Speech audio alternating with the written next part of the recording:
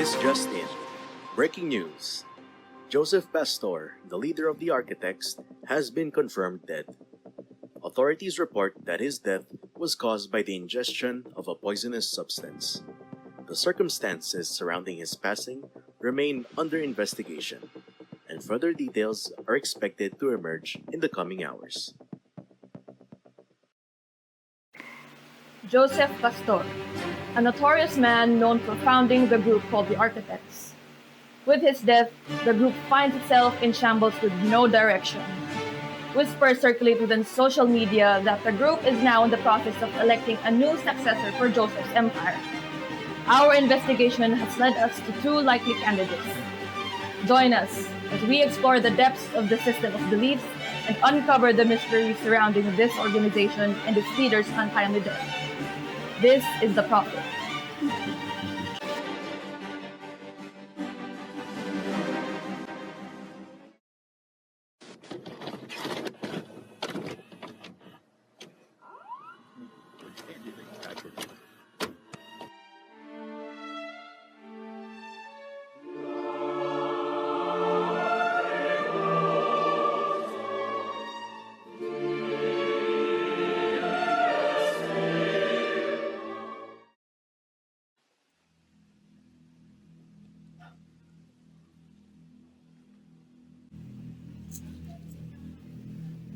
Lucy is a popular YouTube streamer, gaining over 10,000 concurrent viewers each stream.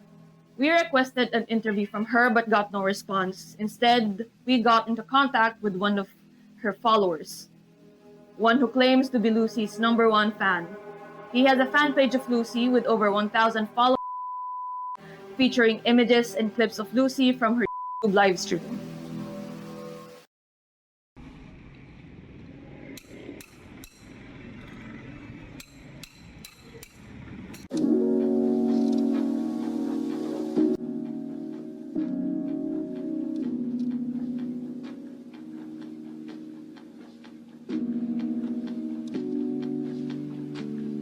Hello, ako po si Mike, 19 years old, and fan na fan po ako ni Lucy simula nung una siya nag-upload ng content.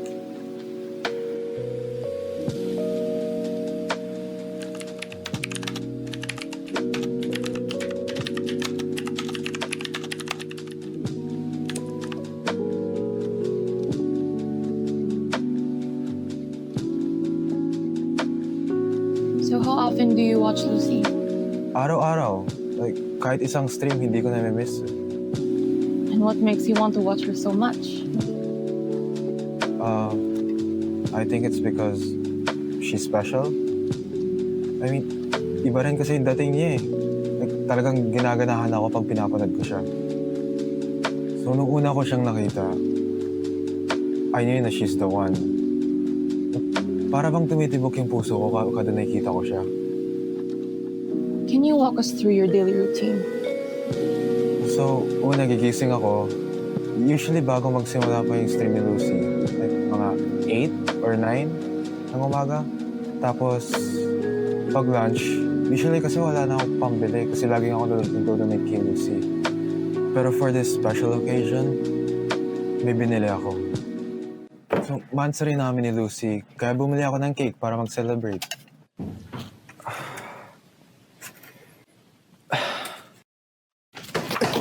Ay, yung cake! Shit. 5-second rule. Wait. Okay pa to. Gusto mo pa? So you do this every month. How do you manage your budget? Oh, mapera naman parents ko eh. So, kaya nabibili ko rin yung mga essential na merch ni Lucy.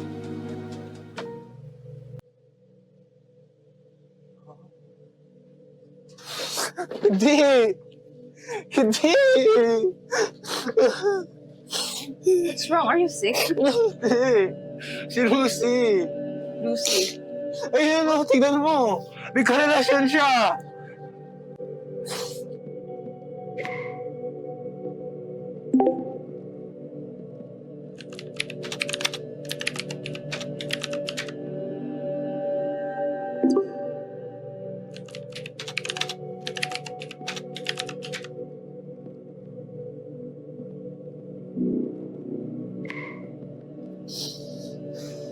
What do you think of this revelation? That Lucy might be connected with the architects. Huh? Architects? Stay mo ba wala akong alam doon? Matagal ko nang alam na member si Lucy. Then what are you so upset about? Di ba ma-obvious?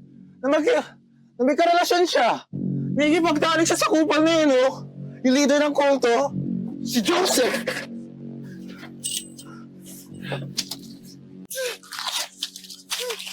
Pwes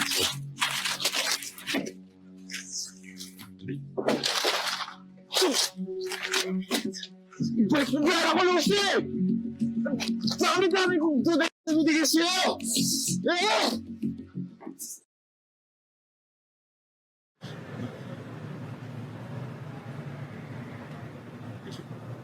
We are here today at Mike's dorm to check up on him. So let's see if he's doing fine.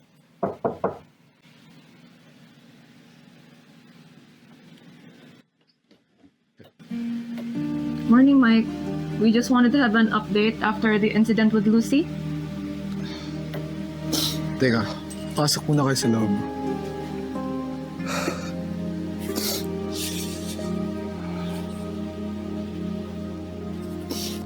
So what happened to your room? Umamin na ako sa parents ko sa pagkagastos ko. Pinapauwi na nila ako. So, hinahold na rin nila yung savings ko. So, this is it for me. And what about your feelings for Lucy? Marami akong emosyon na nararamdaman. Galit, bigati, sakit. I feel betrayed. Pinagsinungalingan ako eh. Kaya babalik na rin ako sa magulang ko. Gusto ko mag-move on. Pero ang hirap talaga eh.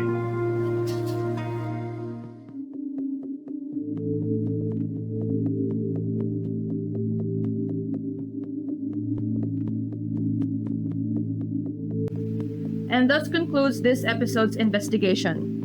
Could Lucy have been in a relationship with Joseph all along? And if so, perhaps her growing popularity as a streamer was more than just entertainment. It might have been a subtle way to spread the architect's influence and attract new members. But the real question is, who is Frankie? And how does he fit into the bigger picture? We'll find out soon enough.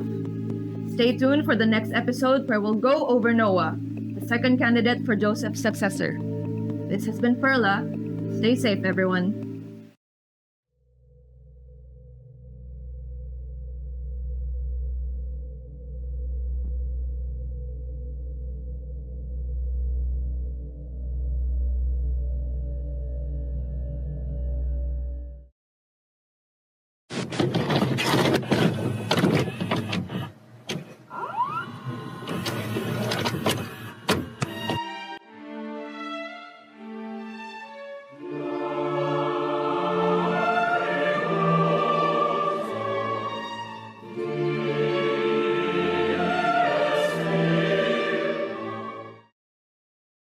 Welcome back.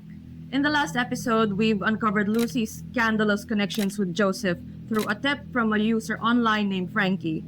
In today's episode, we'll be investigating the architect's second likely candidate in the succession, Noah.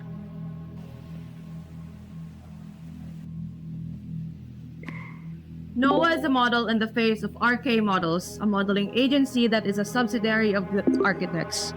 Rumors circled around the industry saying that Noah was groomed by Joseph to becoming a model of the organization, and that much of his success was all thanks to Joseph's vacuum.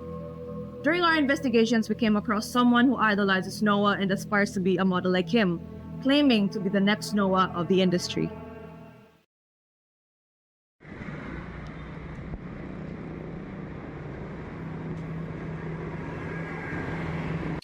Hello! Ako si Liam at ako ang susunod na Noah. Liam is a 23-year-old working part-time to support himself and his lifestyle. So Liam, why do you want to be a model? Kasi model si Noah and gusto ko matulad sa kanya. And what do you like about him? Ang ganda ng facial features niya. Tapos, yung mga beauty products niya, ginagamit ko lang kasi I want to look like him so much. Pati nga yung mga routine niya tsaka diet niya, sinusunod ko lahat yon. Ganun. Okay, so Can you tell me about your daily routine? So, sa umaga, maghihilamos ako. Tapos, syempre, gamit ko yung Noah's facial wash. Alam mo yan. Tapos, after nun, isusundan ko ng facial cream at serum. Tapos, after nun, gagawa ko syempre pagkain ko. And ang pagkain ko is salad. So, sa salad, hindi siya apple lang. Kasi yun naman, an apple a day keeps the doctors away. Alam mo yan, te. Tapos, after nun, ay mag-yoga na ako. Kasi nga, syempre, lakas maka-fresh yung yoga. Lakas maka-relax. Ayoko naman go about my day na feeling haggard, ganun. And after that, ayun, nag-unwait ako sa social media, then scroll down. And of course, yan, ito ako sa Boca. Right, so how much of Noah's products have you bought? Simula sa may beauty kit niya, tapos yung diet book, tapos yung modeling guide niya. Pati nga yung mga keychains, pins, damit, bags, basta may pangalan ni Noah, binibili ko yan. So you actually think these work for you? Sis, tingnan mo. Tingnan mo. Kumikinang, di ba? Like, facial wash lang yan, tingnan mo. Despite Liam's claims, research actually shows that none of Noah's products have an actual effect on people's beauty care. What Liam is experiencing is most likely a placebo effect.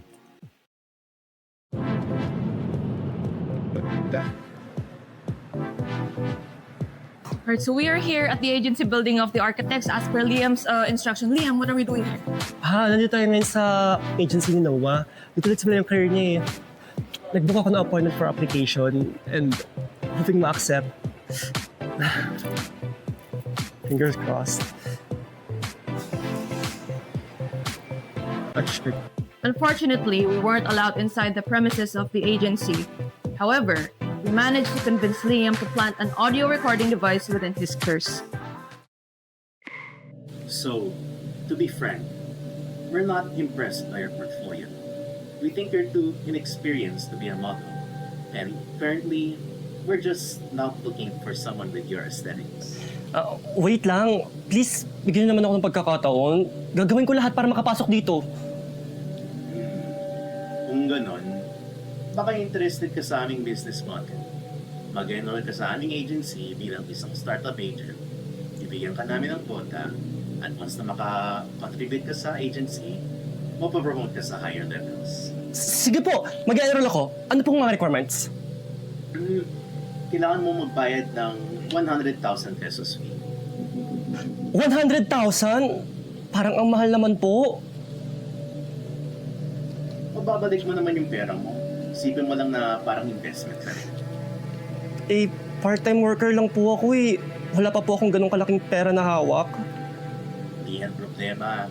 Meron rin kaming installment option para sa mga hindi kayang bayaran ng isang bagsakan. Alam mo ba, nagsimula rin si Noah sa business model namin. Totoo? Oo, dahil nag-enroll siya dito, marami siyang opportunity na nahanap na nagpa-big time ng modeling career niya. Si Noah nag-enroll rin?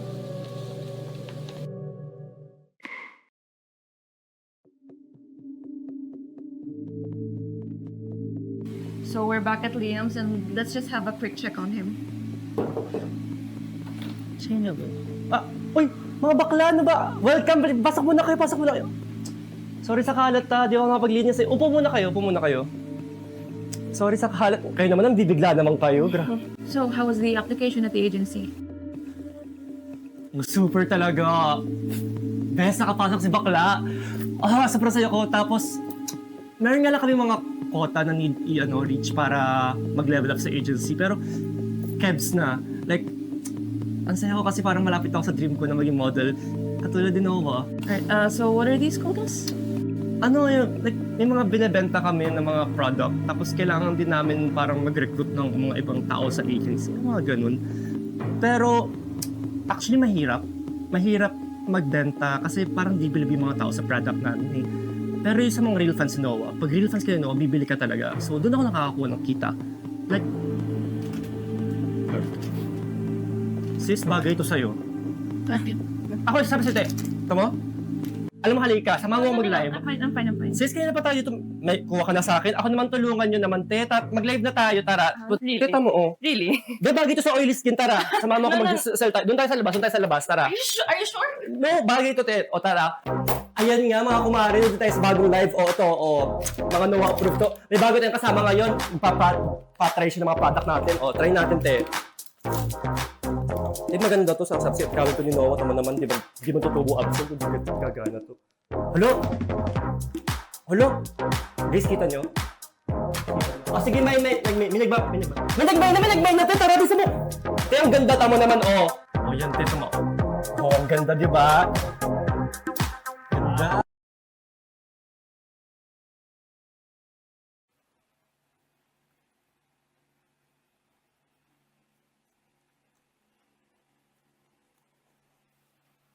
And that concludes this episode's investigation. We suspect that Noah's agency, RK Models, may be operating as a pyramid scheme, preying on aspiring models by encouraging them to sell questionable products and recruit others, all while promising the elusive dream of stardom. Stay tuned for the next episode where we'll be finally interviewing Frankie, the mastermind behind this crusade against the architects. This has been Perla. Stay safe, everyone.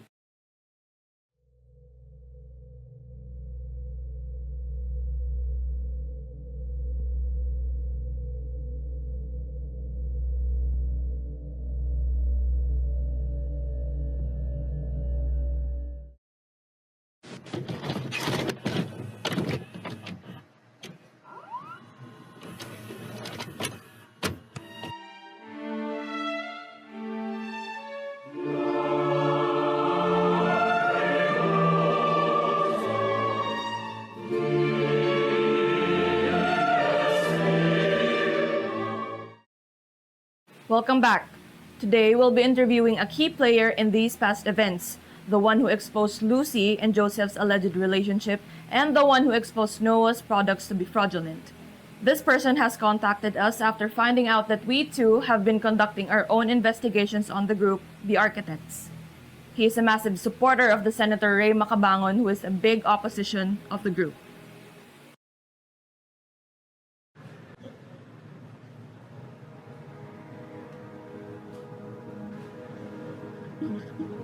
Magandang umaga po. Ako si Frankie at ako ang mastermind sa pag-expose ng The Architects. So, why did you choose to expose the Architects? First of all, hindi lang sila basta grupo. Kulto. Kulto sila. Nakikita at naiintindihan mo ba mga ginagawa nila behind the scenes? Nagre-recruit sila ng mga tao. Nang-scam sila ng mga pera nila. Tapos, pinupuri nila na parang Diyos ang leader nila. So, bakit ko sila tina-target? Ito ang si Senator Ray Macabangon ay malaking critic nila. Obviously, ako rin, against sa kanila. And may I ask, why do you support Senator Ray Macabangon? Well, Senator Ray Macabangon, marami siyang kabutihang ginagawa sa mga kapwa niya Pilipino. So, tumutulong siya para hulihin ang mga organisasyon na nangi-scam ng mga tao. So, what are the things that you did to expose Joseph Pastor? Ayun, for example, yung si Lucy at si Joseph Pastor, yung relasyon nila, nakarating sa akin from my source na may scandal yung si Lucy. Tapos, posibleng kabit siya ng isang cult leader. Kaya, sinundan ko yung si Lucy. Ayun, nakita ko silang dalawa. Tapos, yung mga produkto ni Noah na yan, kiniklaim nila na epektibo sila. Ngayon, tinest ko, in-experiment ko, nalaman ko mismo na wala naman talagang effect ang mga produkto ni Noah. So, do you think you're making a difference in this fight? Of course! With Senator Ray as the leader of the helm, I'm sure matitake down din namin yung The Architects. Araw-araw akong nagpo-post ng mga expose videos, scandals, balita, issues, anything na related sa cult na yan. And how are you so sure that what you're posting is true?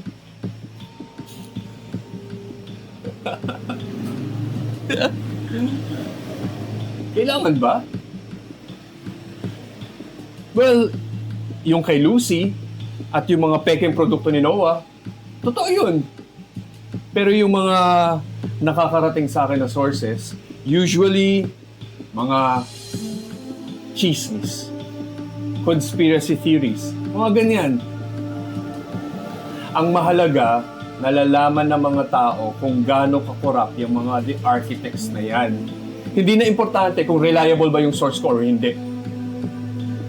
Sorry, may I ask, how is your relationship with your friends, family?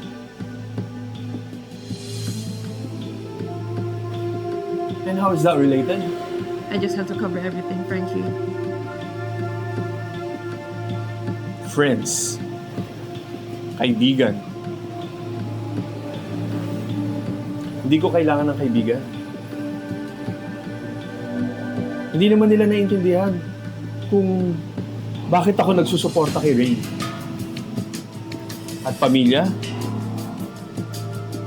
may contact pa rin naman ako sa nanay ko. Nire-respeto niya ang mga opinion ko. Hindi tulad ng mga kamag-anak kong walang kwenta. Ang bobobo nila. And what about your father? My father. He's out of the picture. Sanggol pa lang ako, iniwan na kami ng tatay ko. Wala na siya sa buhay namin. So why will I even care?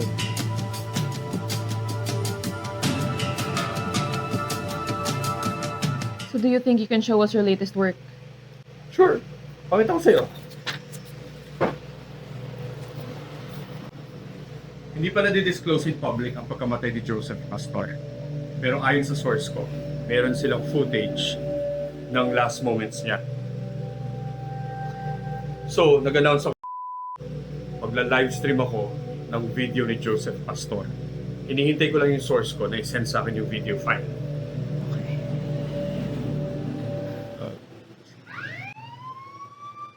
Wait, naririnig niyo ba yun? Sa labas lang yun ah. Mukhang nahuli na yung kapitbahay ko. Sinabi ko na nga ba nagdodroga yung mga yon.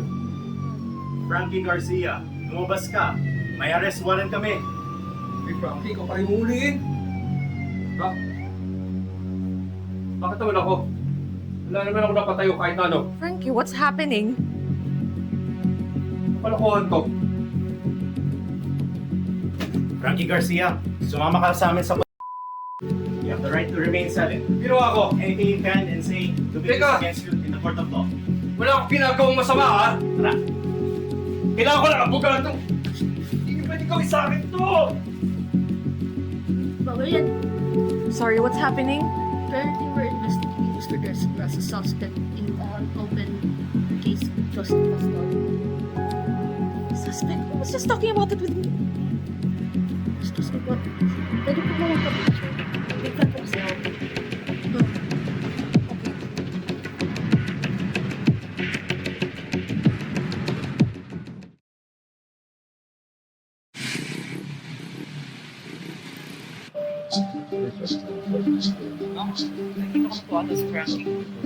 Start rolling. Frankie, what happened? Are you okay? Pinakawala na niya ako. I-compose daw yung case ko. Tapos winarningan ako about sa mga pinag-compose ko sa architects. Okay, so why are you a suspect for Joseph's death? Hindi ko alam na misinterpret nila yung announcement ko sa So, akala nila ako yung nag-video sa pagkamatay ni Joseph. What happened to your video and your source? I'm sure nahuli na nila yung source ko. So, expect mo na rin na wala na yung footage. Hindi na natin makikita. So, what do you think of this whole situation? Well, papasalamat talaga ako kay Senator Ray Macabacoy. I'm sure, ginawa niya ng paraan ng pagkalaya ko. Tinawagan niyo yung chief. Kaya maaasahan na ito pagkakatiwalaan talaga yan si Senator Ray.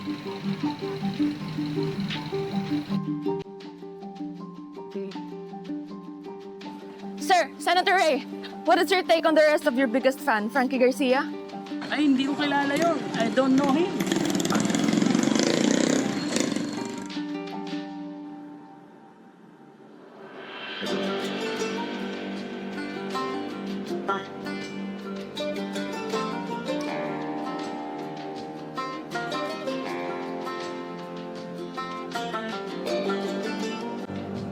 And that concludes our investigation for this episode.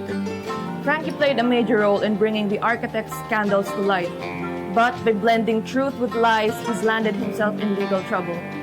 Will he learn the consequences of spreading false information online, or continue pushing a narrative for a politician who doesn't even know he exists? Only time will tell.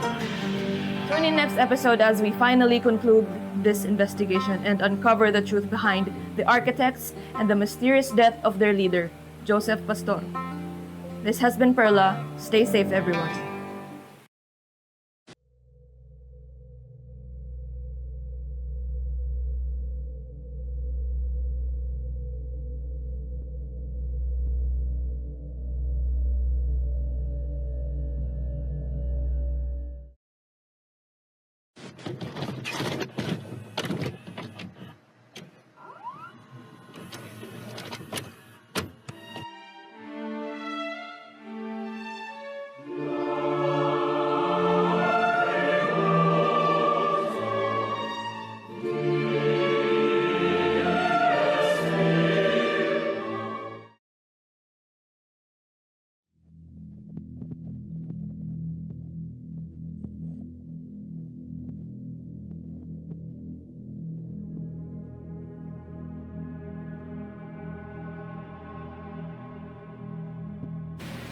It all ends here.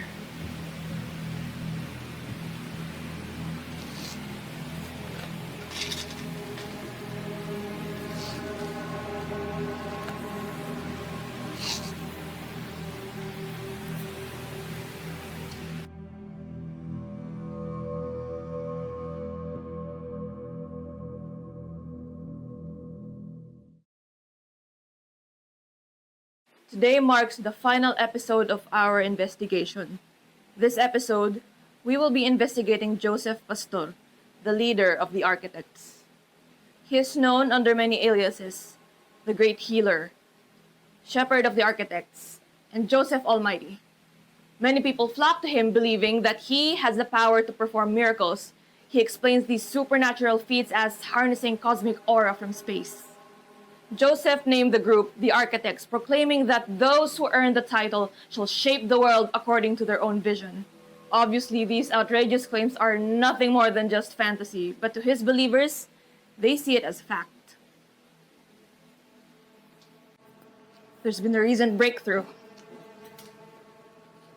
The footage of Joseph's death, which we thought was lost forever in custody, has been leaked by an insider at the station. Unfortunately, the video was corrupted. However, internet users have begun its restoration process, and so far most of the footage has been restored. Here are the final moments of Joseph Pastor.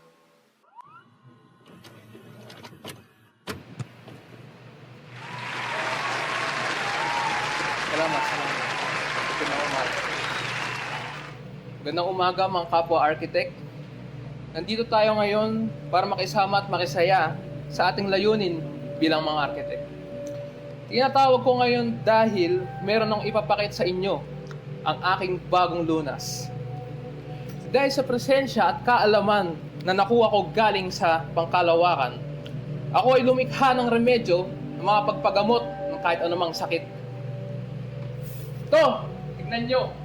Iinumin ko to at ako ay gagaling.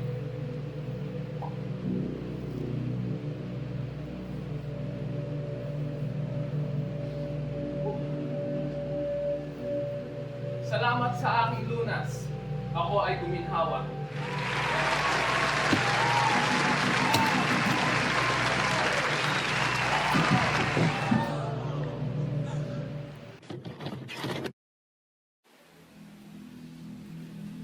Joseph Pastor, the leader of the Architects, died from ingesting a failed elixir he concocted through the cosmic knowledge he received.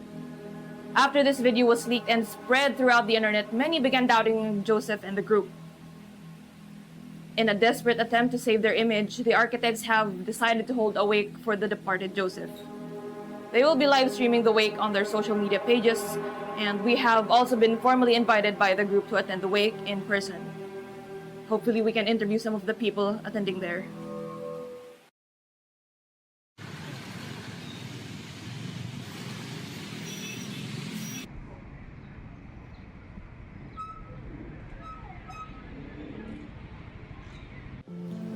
Alright, so we're here today at Joseph's Wake. Let's head inside. Obviously, the wake has not been open to public as not many people are of attendance. Some of them we have seen in previous episodes.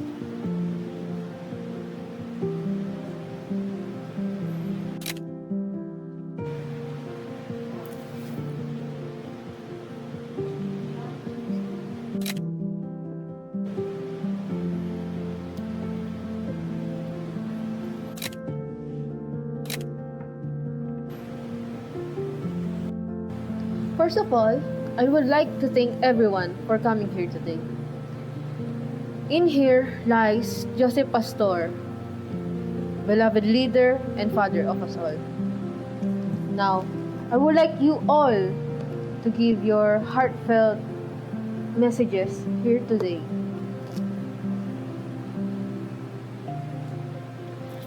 Joseph, mahal ko. Alam ko nakabit mo lang ako, pero taus-puso mo akong minahal. Pinaramdam mo sa akin ng tunay na pag-ibig na hindi ko pa nararanasan.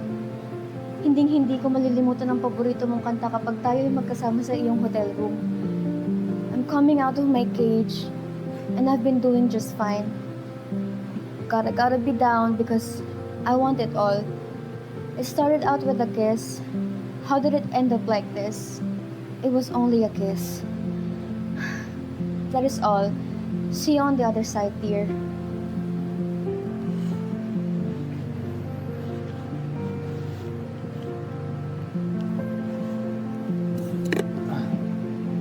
Joseph Pastor. It's like a father I never had. We were like the Rick and Morty. Hindi kita malilimutan, Daddy Joseph. Dahil sa'yo, naging model ako. Salamat sa pagpapasok sa akin sa modeling agency na pangarap ko simula nung bata pa ako. Salamat sa pagpapasok sa akin. Pero, simula nung nakita mo ako naman yung pinasukan sa aking puso. I will never forget you, Daddy Joseph. You'll be always in my heart, forever.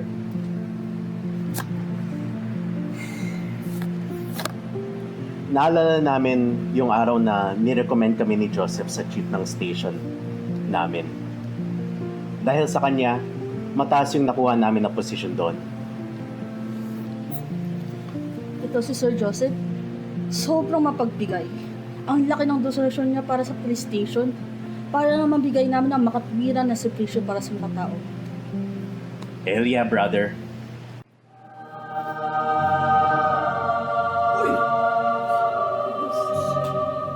Mga aking minamahal, ako'y nabuhay muli! Mabuhay ako! Mabuhay! Mabuhay! Mabuhay! Mabuhay! Architects, nandito ako para sa inyo! Mabuhay! Mabuhay! Mabuhay! Mabuhay! Mabuhay! Mabuhay! Mabuhay! Namuhay ulit si Joseph. Oh my God, that is home. Hindi ako makapaniwala na mahahawakan ko muli siya. Paplanuhin ko na yung susunod na date namin. Salamat sa pangkalawakan. Nabuhay muli si Joseph. Hindi ko alam anong gagawin ko kapag nawala na siya sa buhay ko. Parang naging pangalawang ama ko na siya.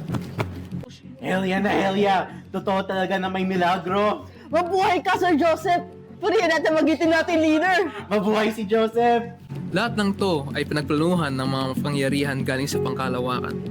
Ang aking kamatayan at muling pagbangon. Ang aking kapalaran ay nakatala sa mga bituin. Makinig kayong lahat. Maniwala sa kapangyarihan at katurungan ng architects.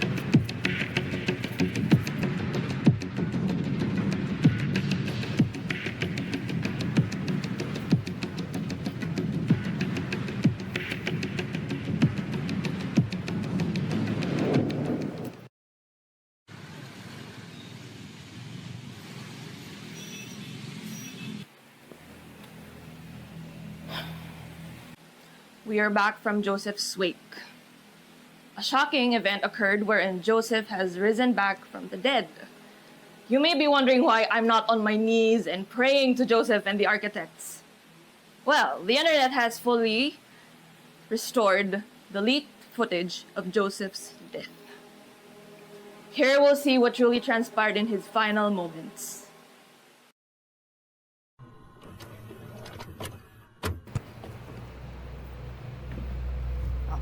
So, ganito yung gagawin mo. Ano ka, parang may condition ka sa camera. May sumasakit yung likod mo, yung ganun. Tapos, pupunta ka dyan sa harap.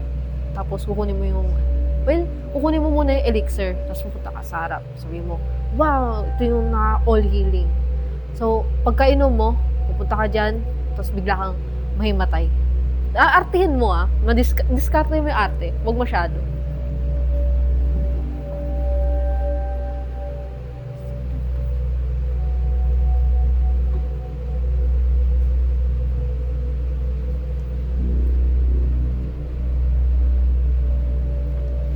Salamat. Gandang umaga. And that concludes our investigation into Joseph and the architects, ending with Joseph's dramatic return from what now appears to have been a staged death. The elixir that caused his demise was nothing more than just a juice mix. Throughout this series, we've witnessed the power of belief, people flocking to idols, obsessing over them, imitating them, defending them, even going to war in their name. In the wake of Joseph's deception, I have little doubt the architect's reputation will suffer. Their popularity will fade, and their name will now carry the weight of skepticism. For now, this case is closed. Attention. You have a way of making me sweat when you walk in the room. My heart skips a beat.